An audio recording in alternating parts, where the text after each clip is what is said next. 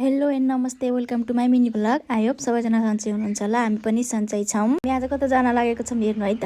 हामी घरदेखि हिँड्यौँ अनि सानो चाहिँ काखमा एकछिन बस्यौँ, नमानेर आफै हिँड्ने भनेर आफै हिँड्यौँ। बर्थडे विस गर्न जान लागेको सानो केक त लानु पर्यो। हामी चाहिँ केक पसलमा छिर्यौँ अनि हामीले त्यो वाला केक लग्यौँ।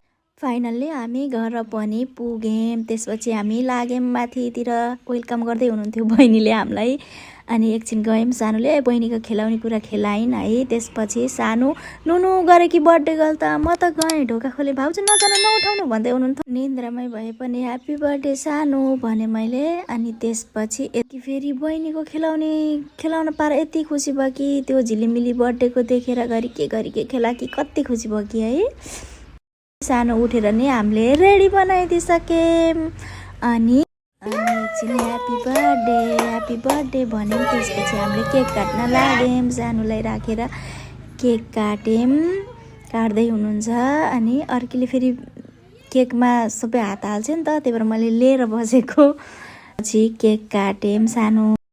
अनि मेरो पालो आयो। मैले सानोलाई मैले चाहिँ के भनेको थिएँ, थोरै केक खुवाइदिने है, धेरै नखुवाइदिनु भनेको त मैले धेरै खुवाइदिनु लाग्यो के। अनि फेरि भुइँमा राखेर थोरै चटाइदिएको। यसो भान्जी हल्का बिरामी थिइन् नि त, रुगा खोकी लागेको थियो। अनि टिका लगाइदिएँ अनि गिफ्ट लगाएको थिएँ सानो। अनि त्यो गिफ्ट दिएर मैले सानोलाई जिउ गरेँ। कान्छीले चाहिँ भाउजू त्यो तल भयो कि माथि काखमा राखिदिनु न भान्जीको भन्नुभयो। अनि मैले त्यो गिफ्ट फेरि काखमा राखिदिएँ। अनि हामीले फोटो खिच्यौँ, 2-4वटा फोटो खिच्यौँ। अनि त्यसपछि हामीले खाना खाएर हामी घर लाग्यौँ। हामीलाई छोड्न चोकसम्म अटोमा पुर्याउन आउनुभएको कान्छी। हामी लाग्यौँ। Thank you so much, by by.